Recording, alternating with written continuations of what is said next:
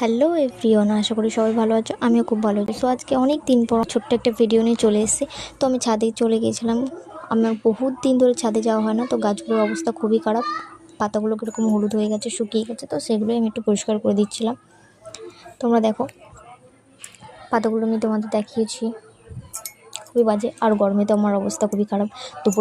দুপুর না বলতে গেলে বিকেল, একটু আগেই ধরো কটা বাজে এখন, 4:30 দিকে গেছি, তাও এত রোদ ছিল আর কি বলবো। দেখো এখানে পাতাগুলো পুরো হলুদ হয়ে গেছিলো, কেমন একটা হয়ে গেছিলো, হলুদ হলুদ হয়ে শুকিয়ে গেছিলো। তারপর দেখো আমাদের কুমড়ো গাছ আছে, কুমড়ো গাছটাকে পুরো ফুটো করে ফেলেছে। কি আর বলবো, কিচ্ছু বলার নেই।